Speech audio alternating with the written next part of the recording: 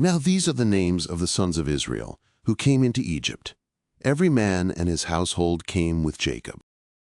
Reuben, Simeon, Levi, and Judah, Issachar, Zebulun, and Benjamin, Dan and Naphtali, Gad and Asher. And all the souls that came out of the loins of Jacob were 70 souls, and Joseph was in Egypt already. And Joseph died, and all his brethren, and all that generation.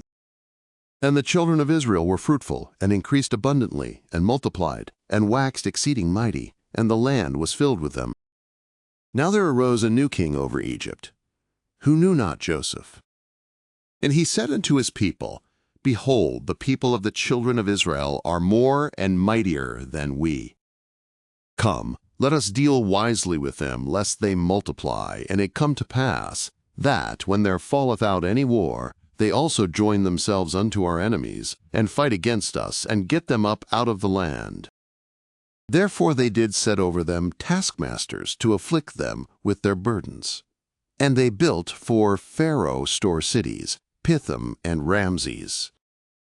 But the more they afflicted them, the more they multiplied, and the more they spread abroad. And they were grieved because of the children of Israel. And the Egyptians made the children of Israel to serve with rigor.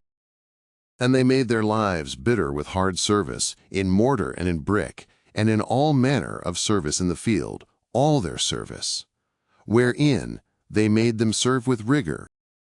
And the king of Egypt spake to the Hebrew midwives, of whom the name of the one was Shiphrah, and the name of the other Puah.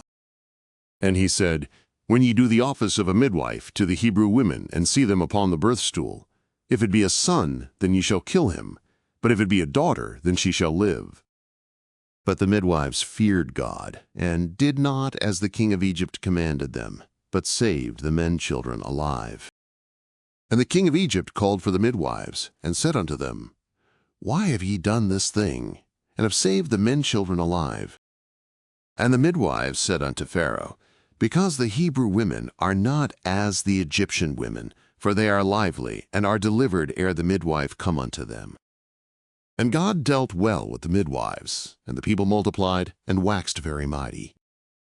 And it came to pass, because the midwives feared God, that he made them households. And Pharaoh charged all his people, saying, Every son that is born ye shall cast into the river, and every daughter ye shall save alive.